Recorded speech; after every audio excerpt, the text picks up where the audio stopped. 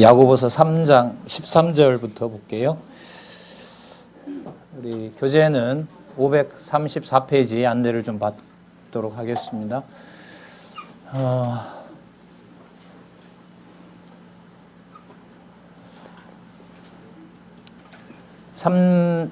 야고보서 3장 13절부터 5장 6절까지 정욕에 속한 행위.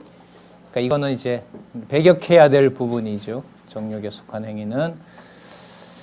자, 우리 성경 앞부분 한 부분 보면서 우리 지금 내용을 한번 들어가 볼게요. 3장 9절 한번 보실래요? 야고보서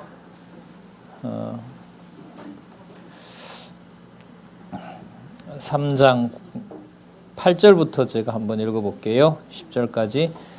혀는 능히 길들일 사람이 없나니 쉬지 아니하는 악이요 죽이는 독이 가득한 것이라. 이것으로 우리가 주 하나님을 찬송하고 또 이것으로 혀로 하나님의 형상대로 지음을 받은 사람을 뭐한다? 저주하고. 하나님 찬송하고. 이 교회에서 다 일어나는 일이에요.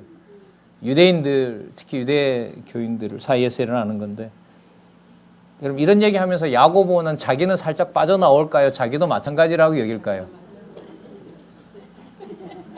그거 뒤에 부분을 소홀히 하면요 설교를 하게 돼요.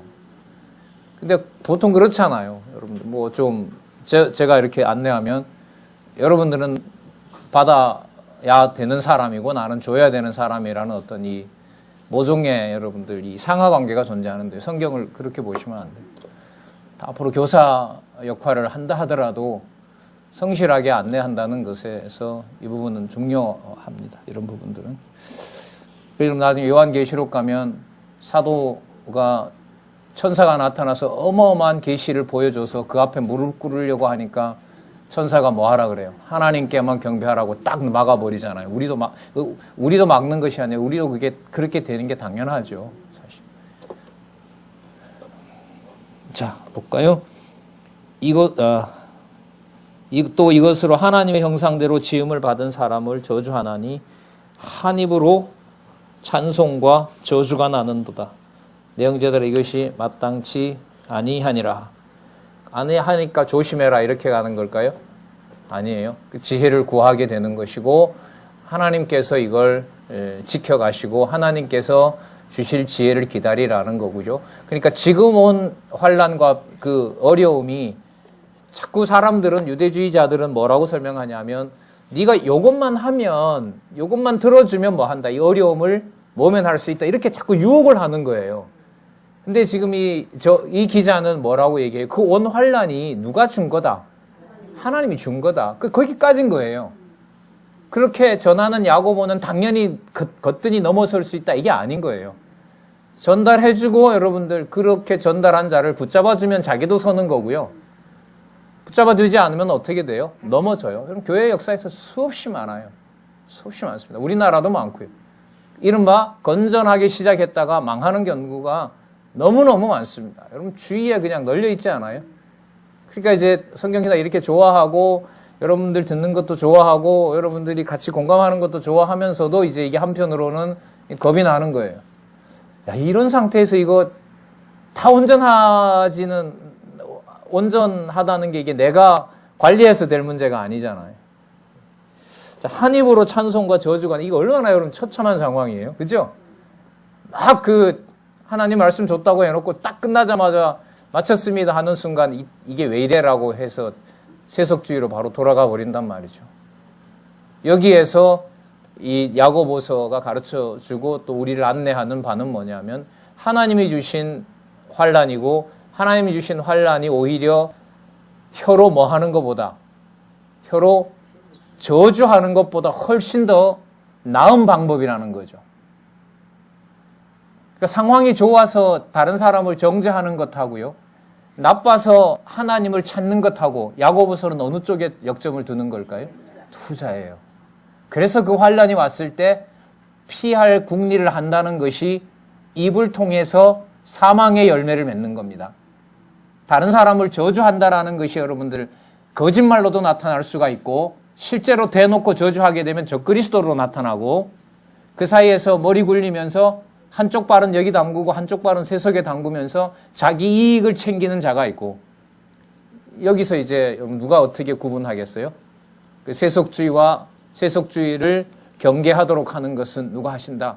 하나님 하신다. 이 일의 가장 객관적인 증거가 뭐냐 하면 야고보서에도 끝에 그렇게 끝나지만요. 말씀을 공부하는 모임이 하나 있느냐 없느냐. 그 자들을 통해서 하나님께서 뭐예요? 악한 자를 돌아오게 하는 도피처와 같은 데가 그거니까. 그래서 야고보서가 그렇게 끝나요. 사망에서 우리 먼저 한번 우리 결론 보고 할까요? 마지막 한번 보시면 5장 19절 한번 볼게요. 야고보서 5장 19절. 내 형제들아 너희 중에 미혹하여 진리를 떠난 자를 누가 돌아서게 하면, 그러니까 세속에 빠져 있는 사람을 돌아서게 하면 이 말인 거죠. 자, 그러니까 여러분 아까 고아와 과부를 도와주는 것이 목적이 아니에요. 그죠? 고아와 과부를 돌봄으로 해서 우리 편에 속하라는 것이 아니라 어디로부터 벗어나게 해주는 거죠. 세속으로부터 벗어나서 주 예수 그리스도의 통치 아래로 인도하는 거죠. 그러니까 여러분 구제 자체는 여러분 순서로 보면 구제도 있고 성교 연보도 있는데, 구제라는 것이 여러분들 몸을 관리할 수 있도록 도와주는 거고, 성교가 영혼의 양식을 제공하는 거라면, 제가 볼 때는 이거는 두 가지가 아니라 여러분들 수단과 목적이 있는 것 같아요. 결국 목적은 뭐예요? 세속에 물들지 않도록 주 예수 그리스도의 어떤 통치 아래 있도록 해주는 거잖아요. 자, 돌아서게 하면 너희가 할 것은 죄인을 어디에서? 미혹한 길에서 돌아서게 하는 자가 그 영혼을 어디에서 어디로? 사망에서 구원하여 허다한 죄를 덮을 것이니라. 이렇게 야고보서가 끝납니다. 그러니까 아까 말씀드렸던 아까 그 구절 있죠? 고아와 과부 돌보는 것, 그리고 그 사이에 여러분들 정욕에 속한 행위는 배격해야 될 행위를 지금 저희들이 살펴보고 있습니다. 그러니까 12절이 이제 처참한 상황으로 끝나는 거죠. 자, 그러면 우리 13절에서부터 한번 살펴볼게요. 세상적인 지혜와 미론한 지혜의 결과에 대해서 얘기를 해주고요. 4장 1절에서부터 10절 볼까요? 싸움은 어디에서 왔으므로? 정욕에서 왔으므로. 자, 낮추어 회개하라고 공고합니다. 여러분 2절 볼게요. 4장 2절.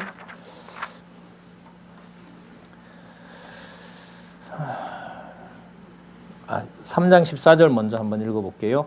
그러나 너희 마음속에 독한 시기와 다툼이 있으면 자랑하지 말라. 진리를 거스려 거짓말하지 말라. 이러한 지혜는 위로부터 내려온 것이 아니요 세상적이요 정욕적이요 마귀적이라. 다 하나입니다. 이게 전부요. 자, 그러면 여러분 4장 2절 한번 보겠습니다.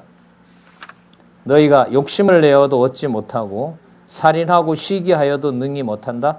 취하지 못하나니. 자, 못한다면 너희가 다투고 싸우는도다. 너희가 얻지 못하면 구하지 아니하며 구하여도 받지 못하면 어디에 쓰려고? 정욕에 쓰려고 잘못 구함이니라. 그러니까 여러분 이런 거죠.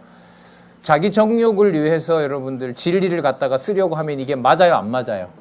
그러니까 억지로 맞추려고 하면 뭐예요? 혓바닥 위에다 놓고 요리를 해야죠. 그러니까 뭘 숨기고, 거짓을 숨기고 뭘 말하는 것처럼, 진리를 말하는 것처럼 혀위에다 놓고 요리를 해야 돼요. 그게 이른바 뭐라 그러죠? 거짓말이라 그러는 거죠. 이게 바로 세속주의를 배격하는 데 있어서 그 정욕에 속한 행위를 지금 소개하고 있는 겁니다. 그러니까 무슨 상황이 정확하게 일어났는지 야고보 사도를 통해서 알 수는 없지만 수신자인 예루살렘 교회는 진짜 여러분 곧 이제 예루살렘 망하는 일이 벌어지는데, 예루살렘 망하기 전에 있었던 이 유대인들의 사건은 진짜 교회가 막 가는 거죠. 그러니까 사도가 어떻게 보면 목회를 했던 교회라 하더라도 일어난 이 현재 상황으로 보면 하나님의 진리를 위하는 것과 돈을 사랑하는 것이 그렇게 명확한 것이 아니라 막 어떻게 돼 있어요? 막 혼탁되어 있는 상황을 알 수가 있죠.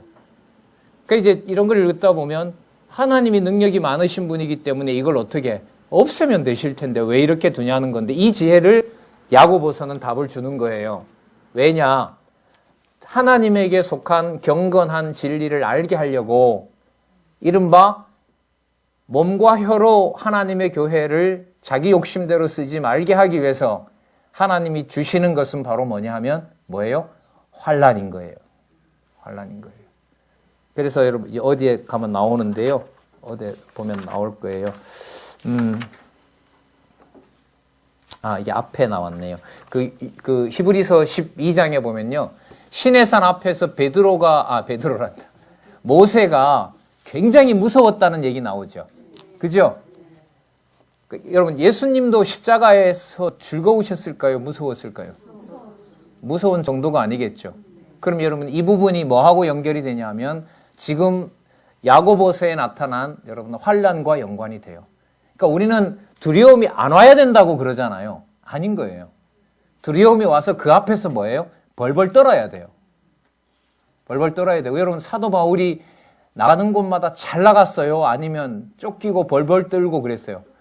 벌벌 떨고 맞아 죽을 지경까지 가고, 그게 여러분들 야고보서의 이 세속주의 경계하는 것을 통해서 해석을 하면 무슨 방법이었어요? 사도 바울 가시 왜 줬다 그랬죠? 뭐 하지 말게 하려고, 자고하지 않게 하려고, 가장 많은 걸 쓰고 가장 많은 차원까지 보여줬는데 거기서 자기 자랑할까 봐. 그래서 뭐 어떤 일이 벌어졌는지는 몰라도 그 좀 수준 높은 얘기 하려고 하면 아마 그 병이 발동했던가 봐요. 그게 뭐 예를 들면 간질 같으면 좀 희한하겠죠. 제가 지난밤에 하나님께서 보여주신 삼층천을 봤는데 한 데에서 거품 물고 그냥 확 쓰러져 버려요. 그리고 어떤 사람은 더 멋있어 보여요. 이게 유다서 가면 나오거든요. 하나님의 계시를 받은 것처럼 사도 바울보다 말을 더 잘하는 거짓 선지자가 있어요. 여러분 누구 따라갈까요? 사람 못해요, 진짜. 못해요. 이런 걸 보면. 자, 보겠습니다. 4장 5절 볼게요. 너희가 하나님이 우리 속에 거하게 하신 성령이 뭐하기까지 시기하기까지 사모하신다는 말씀을 헛된 줄로 생각하느냐. 이건 4장 4절에 이제 간음하는 여자들에 대해서 이제 이렇게 경계하는 내용입니다. 자, 그 다음에요. 우리 4장 몇 절을 보시냐면요. 11절부터 12절에 보시면 이웃을 판단하는 자는 무엇을 판단한다 그러죠? 예? 율법을 판단한다 그러죠? 예, 한번 볼게요. 11절, 12절 볼게요. 형제들아 피차에 비방하지 말이. 비방이 여러분들 뭐냐면 중상모략이에요. 없는 사건 만들어서 사람을 여러분들 궁지로 몰아가는 거죠. 형제를 비방하는 자나 형제를 판단하는 자는 정죄하는 거죠. 이렇게 모략해서 저 사람 나쁘다 이렇게 만드는 거 있죠. 곧 율법을 비방하고 무엇을? 율법을 판단하는 거라. 여러분 율법을 판단하고 비방하면 내가 율법에 뭐가 돼요? 입법자 되는 거죠. 그럼 내가 뭐가 돼요? 누가 되는 거죠? 하나님 되는 거죠. 그러면 뭐가 돼요? 진짜 사망을 낳는 거죠. 그럼 이걸 어떻게 조심을 해요? 조심 못해요. 할 수가 없어요. 그 조심을 하게 하는 방법이 하나님이 어떤 방법을 줘요? 환난을 줘버려요. 환난을 줘요. 그러니까 아들이기 때문에 뭐 한다? 징계를 받아야 된다는 내용이 바로 야고보서의 배경이 되는 겁니다. 그러니까 여러분들, 우리 연선배들, 여러분들 그런 말씀 하시지만, 야, 우리가 이 상황이 아니었으면 공부했겠어? 거의 다. 그러니까 뭐 하게 하는 방법인 거예요, 그럼 하나님께서?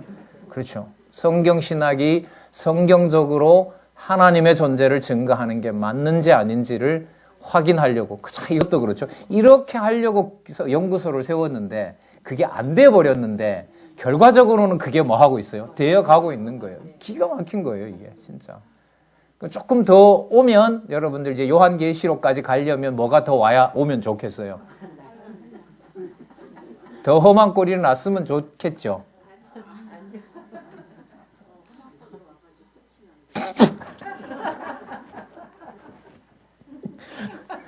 성경의 약속은 험한 꼴이 와서 끝날 건 끝내고요. 예, 드러낼 건 드러내야 돼요. 그러니까 요한계시록 우리 요즘 화요일을 하고 있지만 하나님께서 왜 그렇게 끝까지 기다리시느냐? 왜 그렇게 섭리를 해 가시느냐? 하나님이 가장 싫어하는 것이 무엇인지를 드러내고 모아서 결국은 누구까지 대적해야 돼요?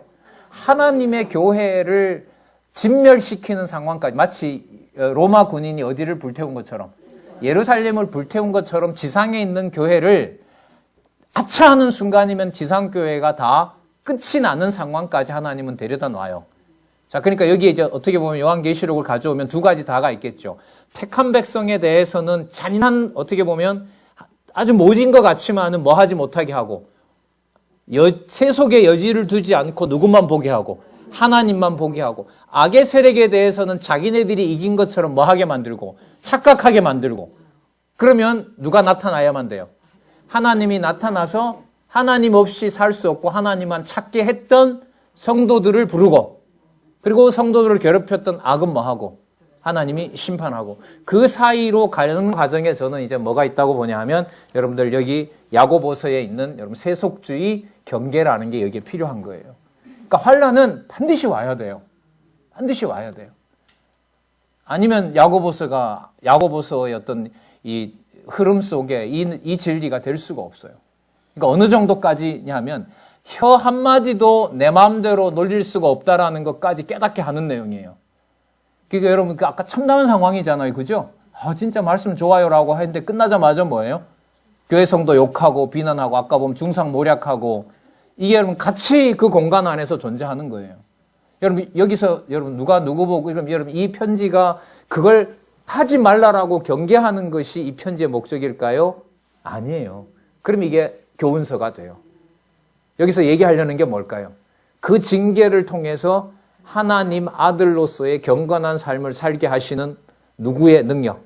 하나님의 능력과 교회의 머리 되시는 주 예수 그리스도의 살아계신 능력을 알려주려는 거죠. 그럼 지혜로운 경우에는 환란을 환란대로 받으면서 혀를 사용 안 하려면 뭐 하면 돼요? 뭐 하게 되면 되죠? 혀 안 쓰면 되죠. 혀를 안 쓰는 방법이 뭐냐면 하나님이 주신 인내로 보고 그대로 참게 돼요. 그걸 뭐라 불러요? 근신이라 불러요. 그래, 근신하게 해요. 여러분 이거 주권성에서 배웠죠? 지혜와 명철과 지식과 진신을 그때그때마다 주니까요. 그러니까 환란을 받을 만한 지식을 말씀으로 주니까요. 함부로 말을 안 하죠. 누구 기준의 선과학을 함부로 말 안 해요? 하나님 기준의 선과학을. 그리고 하나님께서 깨닫게 한 만큼 뭐예요? 모략을 줘요. 모략은 누구에게 도움이 되는 거예요? 하나님의 교회, 하나님의 동료들에게, 하나님 교회의 선후배에게 도움이 되는 말씀까지 데리고 가요. 그러니까 이쯤 되면 여러분들 내가 혀를 놀려서 하나님의 말씀을 전한다는 게 여러분들 황송해요, 안 해요? 왜? 입만 열면 무슨 생각하는데? 사망의 어떤 그 골짜기로 가야 되는 건데 그 입으로 누구를 증거하게 한다? 예, 하나님을 증거하게 하는 거니까 야고보서는 진짜 이런 면에서 보면 그 승리로 가는 과정에 참 중요한 내용이라고 할 수 있습니다. 전설에 의하면, 기록에 의하면 이 야고보서는 이 경건을 지키게 하려고 하나님께서 유대인들이 예루살렘 성으로 집어 던져버리죠, 아래로. 안 죽어요. 뼈는 다 으스러지고 했는데. 숨은 붙어 있었다 그러죠. 그래서 몽둥이로 돌로 다 죽였던 일이 벌어졌다고 그럽니다. 얼마나 싫었겠어요, 여러분, 유대인들이. 왜? 유대인들 지금 속내를 다 끌어내는 거잖아요. 그죠? 여러분들 다 진리가 좋고 뭐해도 보면 속은 다 더럽고 그 입에서 내가 거짓말 하는 거 나는 다 안다. 여러분, 그리스도가 유대인들과 바리새인들을 정죄하는 거 유대인들이 듣기 좋아요, 싫어요? 싫어했어요, 좋아했어요? 예수님이 유대인들을 만나서 독사의 자식들 이런 거 유대인들이 좋아했어요, 싫어했어요? 어느 정도로 싫어했어요? 죽일 만큼 싫어했죠. 똑같은 거예요. 그게 그러면 여러분들 그리스도가 뭘 보여주신 거예요? 세속과 타협하지 않고 승리하게 된다는 사실을 우리는 복음서에서 이미 살펴본 거예요.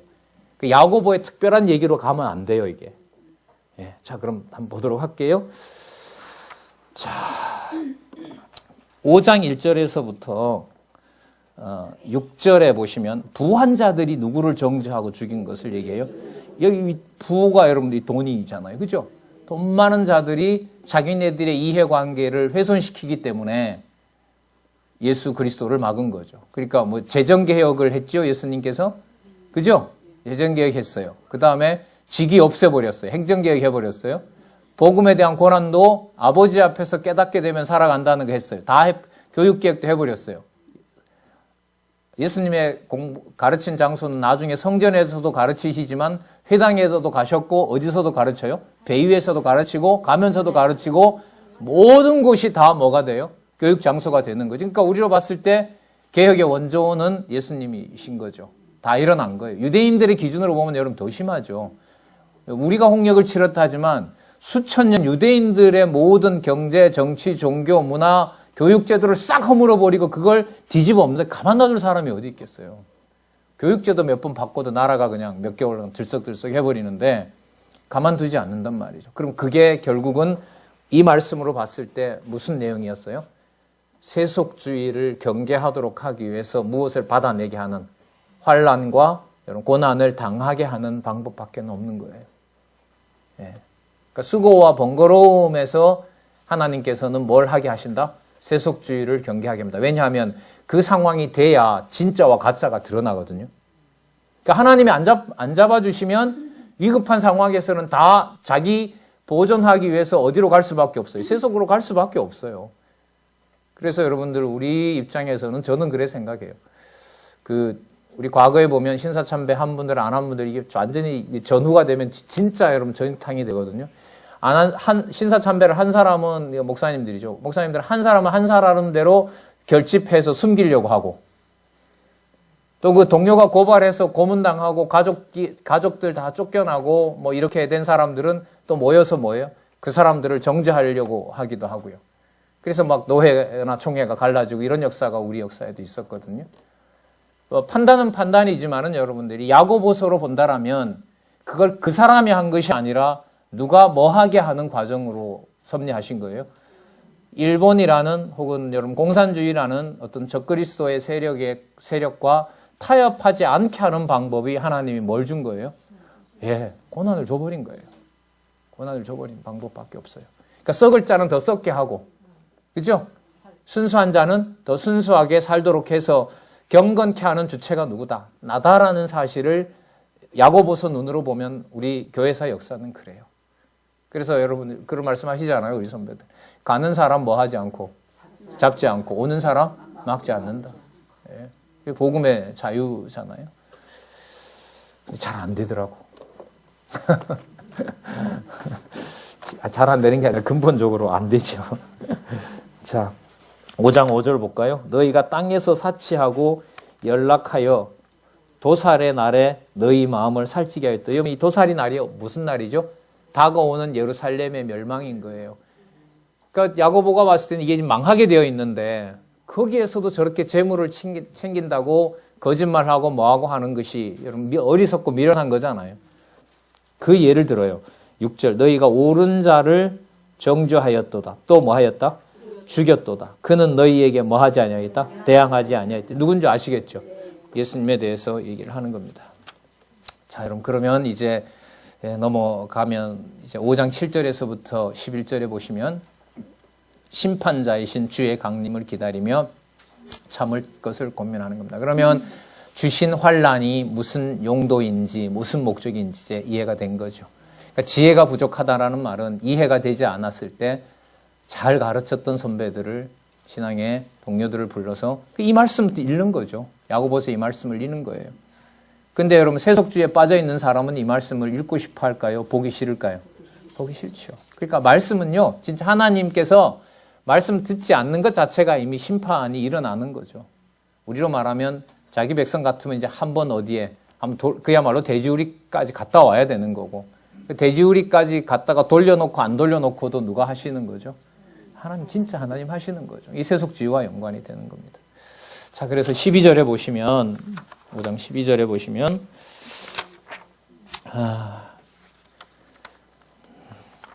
11절부터 볼까요? 자, 10절부터 볼게요. 형제들아 주의 이름으로 말한 선지자들로 고난과 오래 참음과 본을 삼으라. 그러니까 뭘 받는 것이 당연하다? 예. 보라 인내하는 자를 우리가 복되도다 하나니 너희가 욥의 인내를 들었고 여러분 욥이 힘이 참 많고 똑똑해서 잘 참은 거죠.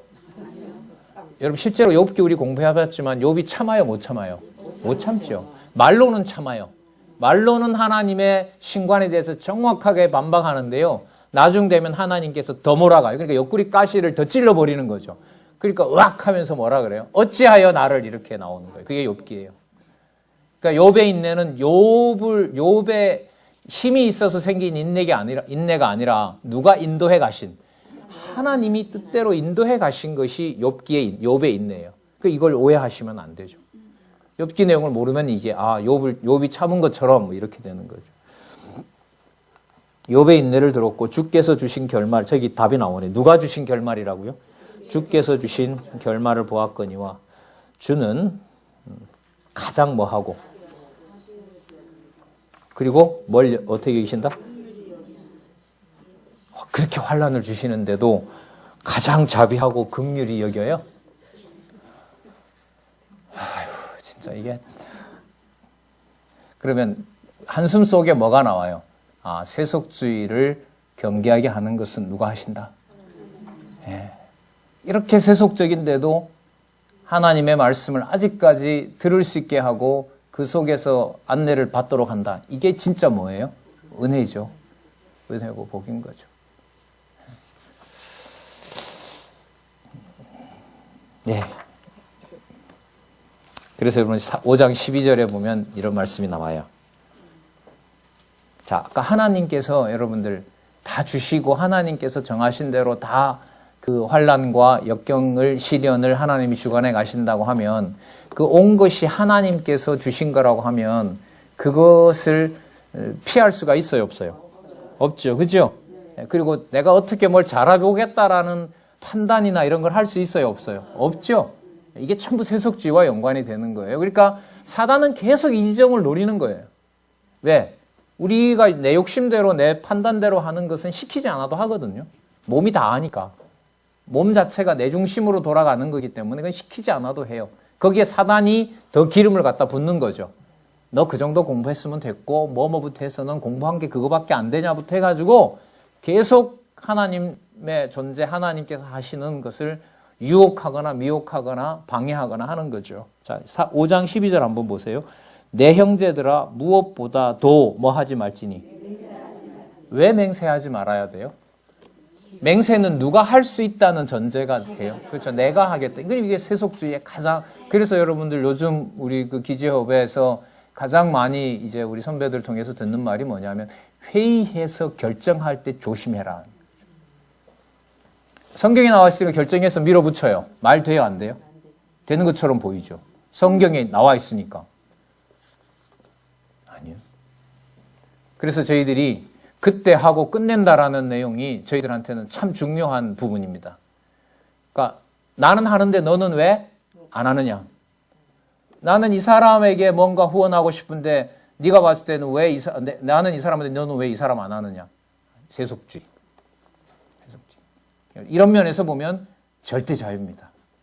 진리가 너희를 자유케 하리라. 어떤 사람의 무엇에 대해서도 터치할 수가 없어요. 그냥 할 뿐이에요.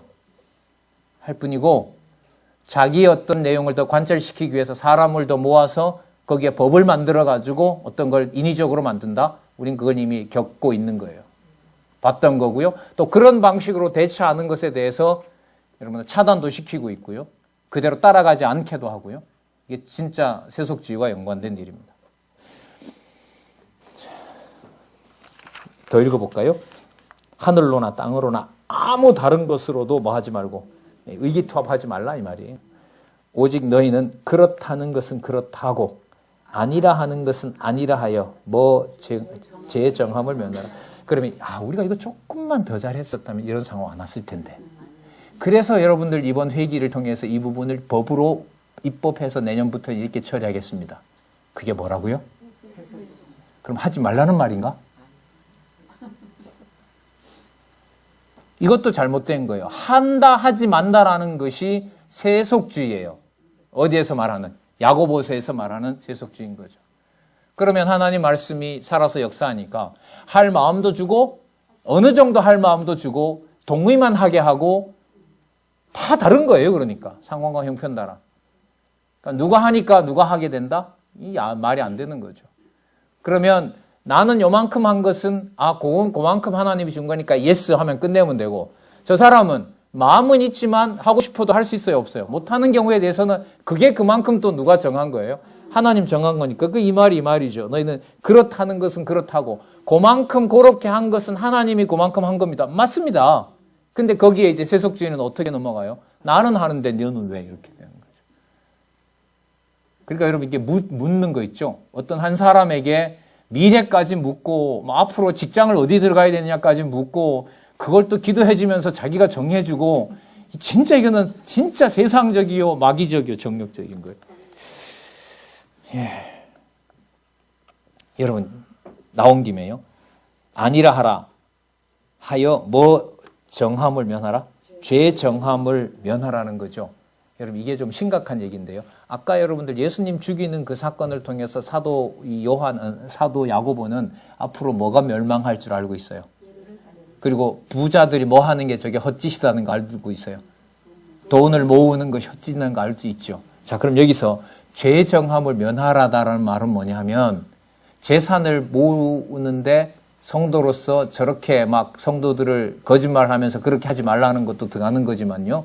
죄 정함을 면하라고 하는 것이 예를 들면 로마의 반란군이 되어서 로마 제국이 들어오는 것을 여러분들 반란군이 되어서 독립군이 되어서 싸워서 투쟁하는 문제는 어떻게 될까요?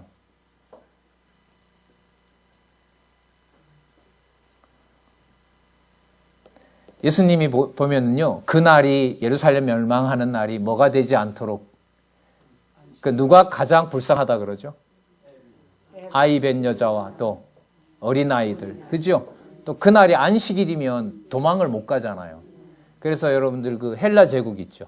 헬라 제국이 한 300년 지배하는데요. 헬라 제국이 한 절반 넘어가면서 이 유대인들이 자꾸 이렇게 반항을 하니까 전쟁을 하는데 무슨 정보를 알았냐면, 유대인들은 안식일 날 안 움직인다. 그러니까 언제 쳐요? 안식일 날 쳐요. 그래서 그 이후로 하스몬 왕가는 안식일 날 적군이 왔을 때는 일해도 된다고 법을 바꿔요.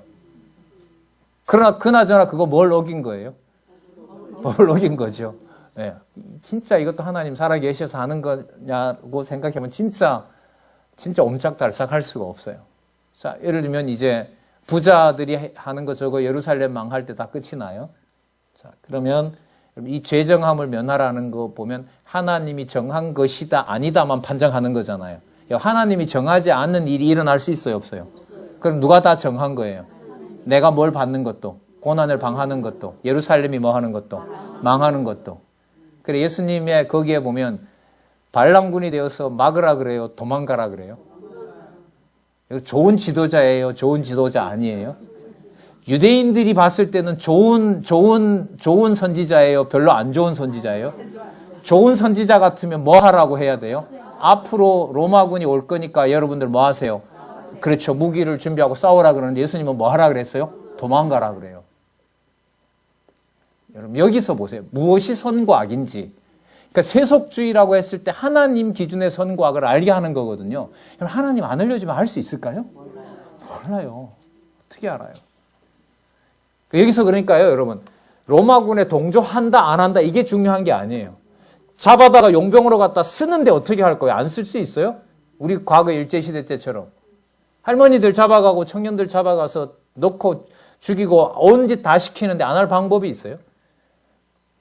그럼 그 사이에서 여러분은 선과 악을 사람 기준으로 놓고 누가 어디까지 선한 짓 했고 악한 짓 했고를 구분할 수 있을까요? 없을까요? 없어요. 여러분 성경이 얼마나 좋아요. 이거 없으면 몰라요. 내 가는 방향도 모르고 선도 알 수 없고 악도 알 수가 없고. 그렇다면 여기서 내 스스로 이게 아니다. 하나님만 옳다 그런 건 내 기준이 아니고 그냥 그 상황만 인정하면 된다는. 그 상황을 인정한다고 했을 때 여기서 말씀하시는 내용은 뭐냐면 상황을 인정하도록 그것이 선인지 악인지를 누가 주신다는 거예요. 그 지혜를 하나님이 주신다는 거예요. 그러니까 우리로서는 참 그게 힘들어요 이게. 힘든 게 아니라 불가능하죠. 불가능한데 여러분들 이제까지 신앙생활하고 지금 여기 상황으로 봤을 때 우리 같은 경우는 힘들다고 할 수가 없어요. 왜? 원하게만 하면 말씀 같이 나누는 지체가 한둘이 아니거든. 예를 들면 유대인들 같은 경우에 여러분 이 편지를 쓰신 자들 같은 경우에는 함부로 만나다가는 누구한테 걸려요? 유대인한테 걸리죠. 로마군한테 걸리죠. 그러니까 아까 병든 사람은 그 장로들을 초청하라고 했지만 장로님들 수소문하다 걸리면 누구한테? 로마군한테 죽는 거죠. 지금의 여러분 일제시대나 여러분 6.25 상황이었다? 이게 안 되는 거예요. 그러니까 여러분들 우리가 어느 시대, 어느 누구는 우리가 힘든 세대다라고 얘기할 수 있다 하더라도 지금 상황에서는 전쟁도 없고 굶어 죽는 것도 아니고 공부 수준이 뭐 문자를 못 읽는 것도 아니고 이런 경우로 봤을 때 뭐예요? 그러니까 하나님께서 안 잡아줬을 때 예를 들면 세속주의로 몰아가서 망하게 해도 진짜 우리는 할 말이 없는 거예요. 반대로 보면 세속주의로 갈 확률이 그렇게 많은데도 아직까지 무엇을 듣게 하고 말씀을 듣게 한다는 것이 무궁무진하게 감사할 뿐인 거죠. 그래서 여러분들 체제교육을 주도한 여러분 이 저자 입장에서는 진짜 이렇게 잘 먹고 잘 살다가 사도 바울 만나면 진짜 딱이 맞겠다. 다른 사람은 몰라도 모르겠지만 여러분 누구는 우리는 적어도 여기 설치지 못하잖아요. 여러분 여기 나와서 여러분들 뭘 가르치겠어요? 누가? 이단들이? 5분만 들어보면 다 드러나지. 이 훌륭하고 고매하고 진리에 대해서 예리한데 뭐 써요 여기에. 근데 그동안 이제 하나님께서 어떻게 보면 그냥 전체적으로 그냥 어떻게 보면 개혁이 필요한 만큼 하나님께서 교육 방식을 가져간 거지. 나중에 70년이 결국은 그러니까 여러분 뭔가 보세요. 70년 이후로 누구를 흩어려 놔요? 견딘 사람들이 흩어져서 가서 누굴 전해요? 그렇죠. 예를 들면 오만이 붙잡혀 가서 로마에 있는 원형 경기장 콜로세움을 세우고 훔쳐간 돈으로 전부 다 성전세 그 돈을 갖다가 전부 콜로세움 세우는데 짓고 일부는 거기서 사자밥이 되고 일부는 남아서 로마에 뿌리를 내리면서 로마 교회에 터를 마련하는 것이 하나님 쓰신 방법이에요. 땅끝까지 복음의 증인이 되게 하는 것을 하나님이 하나님의 방법으로 이루신다고 보시면 됩니다. 그러니까 이 세속주의라고 하는 이 내용이 여러분들 제가 볼 때 굉장히 중요한 이 분기점이 돼요. 이게 결국은 어디까지 와요? 거대한 행동이 아니에요. 결국은 여러분들 숨 한 번 골라서 혓바닥에 힘을 주고 내 주장을 펼치는 것 그거 하나도 하나님께서 하지 않으면 뭐 한다? 어디로 갈 수밖에 없다? 세속주의로 갈 수밖에 없다는 거죠. 그럼 여러분들 그런 수준에서 보면 여러분들 죽고 사는 문제가 야고보서를 지나면서는 크게 중요할까요? 안 할까요? 그럼 뭐가 중요할까요? 죽이든 살리든 하나님의 말씀과 하나님의 복음을 함께하는 자와 전하도록 하느냐. 여러분 이게 뭐냐면 교회 아니에요? 숫자가 관계가 있을까요? 없을까요? 없어요. 숫자와 관계가 없어요. 그래서 여러분들 이 참 궁금했던 게 저는 몇 가지가 풀렸는데 이번에 강론하고 여러분들 이렇게 공부하면서 요한 1, 2, 3서에 왜 사귐 문제가 나오고 요한 2서 3서가 결국은 가정편지로 나오느냐. 여러분 가정교회를 강조하기 위한 게 아니에요. 제 목적은 나오기 때문에 뭐 이런 게 아니라 이 순서가 맞는 거예요. 예루살렘이 망하고 안 망하도 별로 안 중요하고요. 하나님의 관심은. 그죠? 유대인들이 어떻게 되든지도 이게 궁극적인 목적은 아닌 거죠. 내가 세워준 교회이기 때문에 투쟁해서 우리는 이기면 좋잖아요. 그죠? 그리고 사람이 적은 것보다는 뭐 한 게 많아요. 많은 게 많죠. 교회가 10개보다는 100개가 더 낫잖아요. 이것도 아닌 거예요. 아닌 거예요. 그래서 이 세속주의 다음에 여러분들 베드로 전서가 나와요. 무슨 생활요? 성도의 무슨 생활? 거룩한 생활. 자, 뭐 속에 이게 벌써 빛이 비치는 거죠? 세속주의를 배격하고 환란을 겪는 것 속에서 뭐가 드러난다고요? 거룩함이 나타나요. 그 거룩함을 어디에서 설명을 하느냐? 창세전 성부, 성자, 성령 하나님이 거룩했다. 이렇게 나와버려요. 그럼 이거는 죽는 문제와 사는 문제를 뭐 하는 문제죠? 떠서는 문제고 우리가 이 세상 오기 전의 문제고 앞으로 갈 문제고 이 세상에 몸은 두고 있지만 영혼은 어디에 속하지 않은 여기에 속하지 않은. 그래서 그걸 뭐라고 그래요? 그걸 거룩이라고 해요. 성도의 무슨 생활? 거룩한 생활. 이렇게 돼요. 자, 1장 1절에서부터 12절에 보면 성도의 거룩한 생활의 기초가 나오는데요.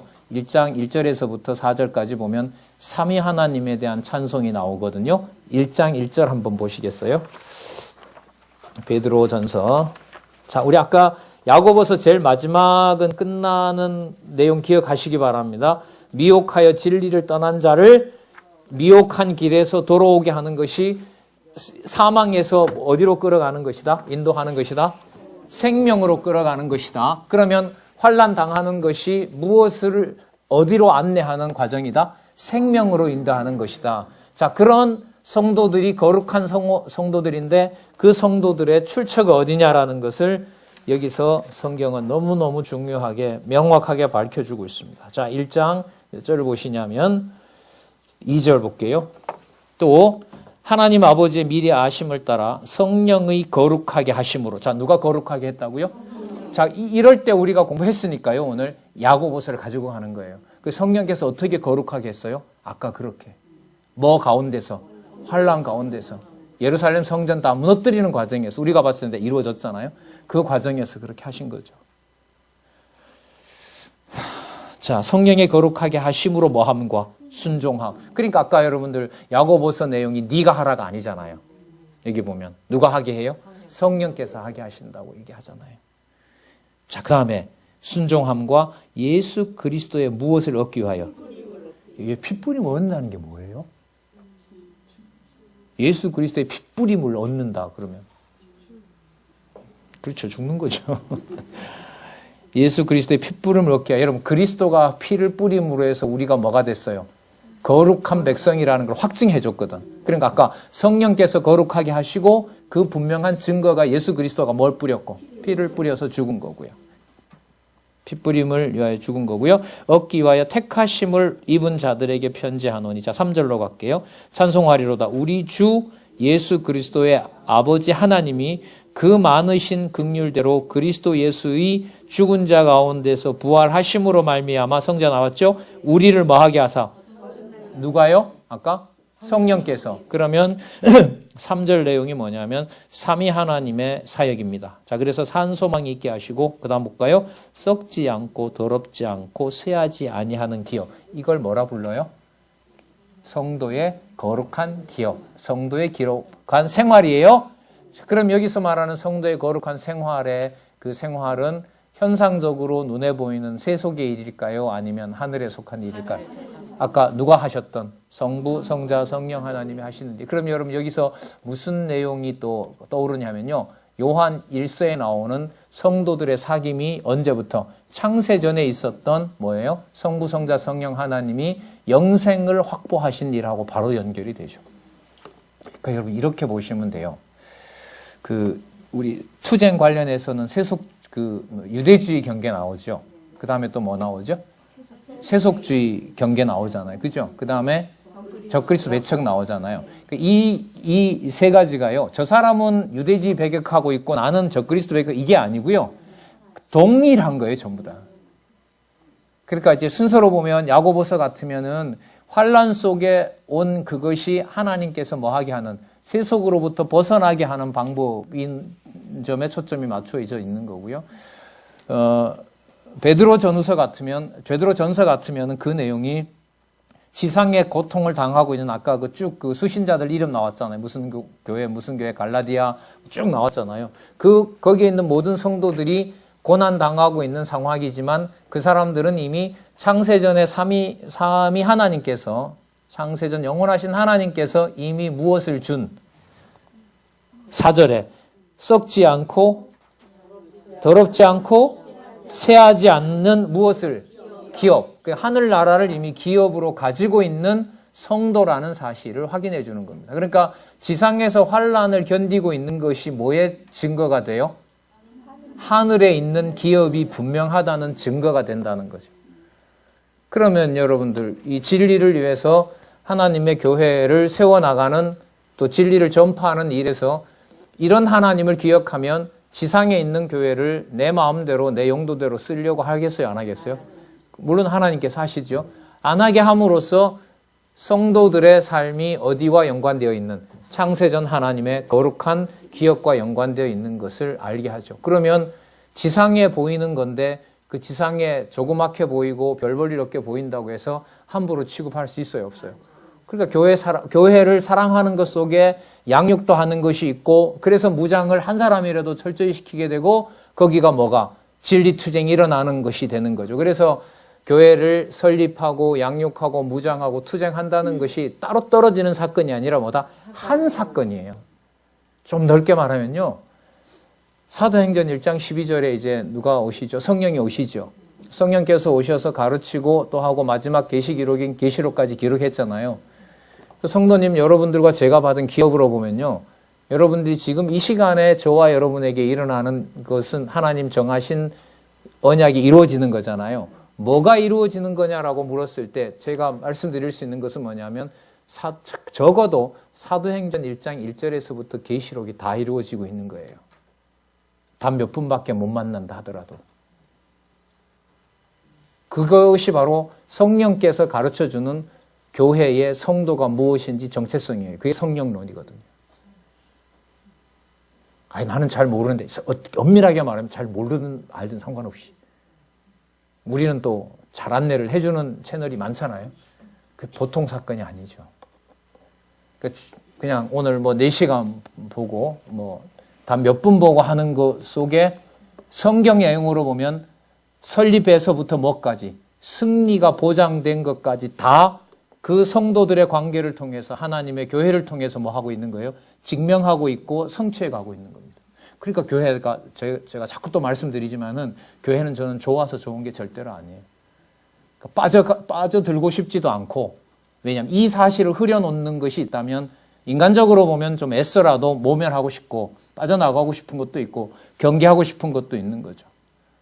이제는 뭐 어떤 제도나 틀이 여러분들과 저를 이제는 끌어가지 않거든요. 앞으로 한번 굉장히 이제 말씀이 바탕이 되면 굉장히 고차원적인 문화가 되고요. 만약에 말씀이 바탕이 되지 않고 이렇게 간섭 안 하는 경우가 되면 진짜 개인주의로 흩어질 겁니다. 이게 저희들의 남아있는, 그 전쟁이 안 일어난다면요. 우리 이제 한국 이 사회에서 뭔가 긴장이 완화되고 간다면 진리와 관련해서 성도들에게 일어나는 일은 제가 볼 때 두 갈래입니다. 상황 좋아져서 황해에 돛담배란다. 여러분, 요트가 뜨고 중국이 왕래하면서 깨끗한 물에서 지중해처럼 환락의 도시를 만약에 홍콩처럼 만드는 시기가 왔을 때 우리에게 벌어지는 일은 그거죠. 진리에 기초해서 이방인으로서의 어떤 사명이라 그럴까요? 그것을 감당하면서 더 진리 전파에 애를 쓰는 일들이 이제 갈지, 아니면 극히 개인주의로 그냥 자기 좋은 대로 세속으로 갈지, 그건 이제 우리가 알 수는 없는 거죠. 예. 자, 여러분, 그래서 교회가 설립에서부터 승리까지가 어디예요? 오늘 처음 교회 온 분을 안내하지만 그분이 바로 처음 만나게 해서 진리를 전하는 분이지만 그가 성도로서 가지고 있는 자격은 성경의 모든 내용이 그 영혼 속에 다 담겨 있는 거라고 보면 돼요. 내가 가르쳐 주니까 그 사람이 크는 걸까요? 아니면 하나님의 백성이기 때문에 먹고 크는 것은 당연할까요? 후자죠. 그게 우리가 봤을 때 좀 시간이 앞서거니 뒤서거니 하는 문제죠. 예. 자, 식사 시간 다 됐죠? 예. 그래서 여러분들이 야고보서에서 베드로전서, 요한 1, 2, 3서는요, 내용상의 문제보다가 나오는 개념 하나하나가 이 연속성을 가지고 이해를 하는 것이 중요해요. 그래서 오전 시간에 많이는 못 나갔지만은 아까 야고보서에 읽었던 요절 있죠? 하나님 아버지 앞에서의 경건이 어디에 빠지지 않게 한다? 세속에 빠지지 않게 하는데 하나님이 쓰시는 방법은 뭐다? 환난을 환난 그대로 받게 한다. 근데 우리가 이제 시작하려는 베드로전서 우리가 읽었던 내용에 보면 그 환난과 인내를 통해서 알게 하는 것은 우리가 이 지상에서 환난 받게 하는 과정이 바로 창세전에 하나님께서 선택하시고 성자께서 피 뿌리시고 성령께서 인치신 내용을 이 지상에서 뭐 한다? 확증해 주는 사건으로 연결되는데 이것을 뭐라고 한다? 성도의 거룩한 생활, 신령한 생활이라고 하는 것이 베드로전서입니다. 이게 여러분들 아까 몇 번 말씀드렸습니다만 요한 1, 2, 3서 1서에 가서 창세전 영원한 생명 안에서 성도들의 사귐과 성부, 성자, 성령 하나님의 어떻게 보면 하나 된 것이 분리되지 않는, 그러니까 지상의 성도들이 진리 안에서 소통하는 것이 누가 존재하는, 영원하신 삼위 하나님이 존재하는 증거물이 되는 거예요. 그럼 교회는 더 엄격해져 버리죠. 그죠? 단지 내만 견디면 되는 줄 아는 건데 그런 게 하늘에 있는 기업은 아닌 거죠. 글쎄요, 여러분, 제가 이런 말씀하면서도 이런 얘기를 이게 진짜 이게 알아들을까? 여러분 얘기가 아니고 내가 뭔가 이거 듣고 얘기를 하는 것 같고 어때 이런 생각도 들어요. 왜냐하면 세상에 이런 지식이 없으니까. 뭔가 얘기는 하는 건데 이게 분명히 제 건 아니잖아요. 그죠? 알려주지 않으면 또 모르잖아요. 갖고 싶어도 뭐 할 수도 없어요. 못 가지죠. 그러나 여러분 식사는 여러분들이 먹고 싶은 대로 먹을 수 있죠. 밥 먹는 데까지 괴롭힌다고. 그래요. 식사하시고요. 예, 1시 10분에 예, 우리 535페이지부터 큰 틀에서 정리 좀 하도록 하겠습니다.